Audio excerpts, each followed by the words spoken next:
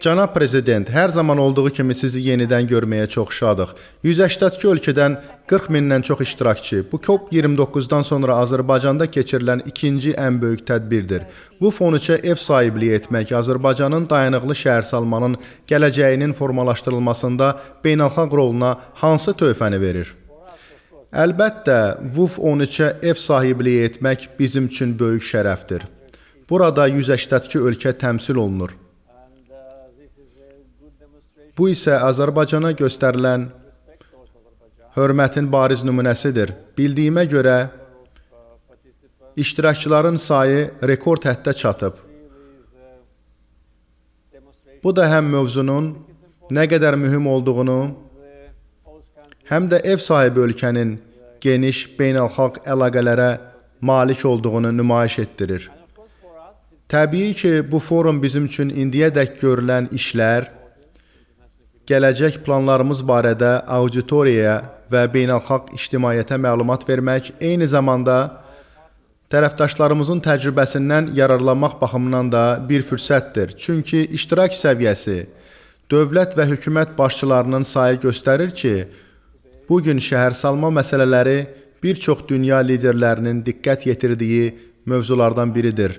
Mən çıxışımda da qeyd etdiyim kimi, tarixi və memarlıq irsinin qorunması ilə şəhərlərin müasirləşdirilməsi bir-biri ilə uzlaşmalıdır. Aydındır ki, Azərbaycan Qarabağda və Şərqi Zəngəzurda ağıllı şəhər və yaşıl enerji layihələrini təqdim edib. Bunlar münaqişədən sonraki dövrdə yenidən qurulan ərazilərdir. Sizcə bu layihələr qlobal şəhər innovasiyalarına necə töhfə verə bilər? Başqalarının təcrübəsindən faydalanmaqdan danışdınız, bəs onlar sizdən nə öyrənə bilər? Düşünürəm ki, biz bugünədək şəhər və kəndlərin sıfırdan qurulması ilə bağlı misilsiz təcrübə formalaşdırmışıq. Təəssüf ki, işğal altında olmuş ərazilərin geniş miqyaslı dağıntılara məruz qalması bizi buna vadar etdi. Mərhələli yanaşma, bəzi hallarda isə paralel inkişaf nəticəsində 5 ilə artıq 85 min insanın doğma torpaqlarına qayıdışını təmin etmişik. İlk növbədə elektrik enerjisi məsələsi həll olundu. Bugünədək 307 meqavatlıq hidroenerji gücü istifadəyə verilib. Hazırda 340 meqavat gücündə günəş enerjisi layihələri isə inşa edilir. Bu həcm yalnız Qarabağ və Şərqi Zəngəzur üçün deyil, daha geniş ərazilər üçün də kifayət edəcək. Bununla yanaşı, elektrik şəbəkəsinin ölkənin ümumi enerji sistemi ilə inteqrasiyası təmin olunub. Ümumi uzunluğu 75 kilometr olan tunellərin 70 kilometri artıq istifadəyə verilib. 500 körpüdən 435-i artıq tikilib. Dəmir yolları, məktəblər, xəstəxanalar, bütün bu işlər paralel şəkildə həyata keçirilir. Yenidən qurmanın ilk illərində əsas sərmayəni infrastrukturun yaradılmasına yatırmışdıq. Hazırda isə əsas sərmayələrimiz yaşayış sahələrinin tikintisinə yönəldilib. Şəhərlərin baş planları, ağıllı şəhər və ağıllı kənd konsepsiyaları üzrə layihələr həyata keçirilir. Hər bir kənd üzrə planlar icra edilir. Beləliklə hesab edirəm ki, bizim təcrübəmiz bənzər problemlərlə üzləşmiş ölkələrə yenidən qurma üçün bir nümunə ola bilər.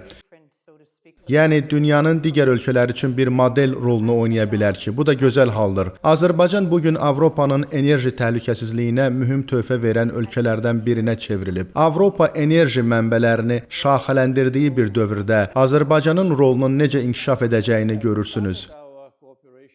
Biz Avropa ilə enerji sahəsində əməkdaşlığa müəyyən müddət əvvəl başlamışıq. Xüsusilə 2020-ci ildən sonra Cənub qaz dəhlizinin istifadəyə verilməsi ilə bu proses daha da sürətlənib. Hazırda həmin dəhliz vasitəsilə 16 ölkəyə təbii qaz ixrac olunur. Boru kəmərləri vasitəsilə qaz tədarük etdiyimiz ölkələrin sayına görə biz dünyada birinci yerdəyik. Bu rəqəm artmaqdadır. Avropa İttifaqının 10 üzv dövləti bizim müştərimizdir. Ümumilikdə isə 12 Avropa ölkəsi Azərbaycandan qaz alır. Ölkələrin sayı artır. Bizimlə əməkdaşlığa başlamaq istəyən ölkələrin müraciətlərinin sayı da artmaqdadır. Xoşbəxtlikdən biz boru kəməri infrastrukturu və hasilat sahəsində ev tapşırığımızı vaxtında həyata keçirmişik. Hazırda istehsal səviyyəsi artmaqdadır. Tezliklə, yəqin ki, gələn ayın əvvəlində yeni yataqdan qaz hasilatına başlanılması ilə bağlı məlumat verəcəyik. Burada qarşılıqlı faydaya əsaslanan əməkdaşlıq mövcuddur. Bizim premium bazara ehtiyacımız var. O da Avropadır. Avropanın isə Azərbaycan kimi alternativ təchizat mənbəyinə ehtiyacı var. Beləliklə biz səylərimizi birləşdirdik və Avropa Komissiyası ilə çox səmərəli əməkdaşlıq qurduq. Təşəkkür edirəm. Siz həm regionda, həm onun hüdudlarından kənarda diplomatiya və sabitliyin fəal tərəfdarlarından olmusunuz. Hazırda Hörmüz böhranı regional və qlobal iqtisadiyyata təsir göstərir. Azərbaycan bu vəziyyətə necə yanaşır və bunun öhdəsindən necə gəlir? Təchizat zənciri baxımından bu böhran bizə ciddi təsir göstərmir. Çünki enerji təchizatı və marşrutların şaxələndirilməsi siyasəti bizim üçün bugünün məsələsi deyil. Bu siyasət uzun illərdir həyata keçirilir və tərəfdaşlarımız, eləcə də qonşu ölkələrlə birlikdə neft, qaz, elektrik enerjisi və nəqliyyat bağlılığı üzrə şaxələndirilmiş təchizat sistemi formalaşdırmağa nail olmuşuq. Əlbəttə, yaxın şərqdə baş verən hadisələr müəyyən dərəcədə hər kəsə təsir edir. Bəziləri yüksək neft qiymətlərinin faydalı ola biləcəyini düşünə bilər. Bəli, elədir, ancaq eyni zamanda neft ehtiyatları ilə zəngin olan ölkələrin bir çoxu öz vəsaitlərini istiqrazlara yatırır. Bir çoxu isə səhm bazarlarına investisiya edir. Belə qeyri-sabitlik baş verdiyi vaxt fond bazarları aşağı düşür. Nəticədə biz yüksək neft qiymətlərindən müəyyən gəlir əldə etsək də, bazarlarda investisiyalarımızda itki baş verir. Beləliklə, bu hər kəsə təsir edir. Lakin öz enerji layihələrimiz baxımından biz təhlükəsiz mövqedəyik. Siz də qeyd etdiyiniz kimi biz daim diplomatiyanın tərəfdarıyıq. Diplomatiya olmadan biz öz ehtiyatlarımızı bazarlara çıxara bilməzdik. Çünki bunun üçün digər ölkələrin ərazisindən keçmək, qonşularla və qonşuların qonşuları ilə yaxşı münasibətlər qurmaq, çox tərəfli əməkdaşlıq formatı formalaşdırmaq, istehsalçılar, tranzit ölkələri və istehlakçılar arasında qarşılıqlı uduşlu vəziyyət yaratmaq lazım idi ki, hər kəs qaydalara əməl etsin və gəlir qazansın. Bu baxımdan düşünürəm ki, Azərbaycanın təcrübəsi faydalı ola bilər.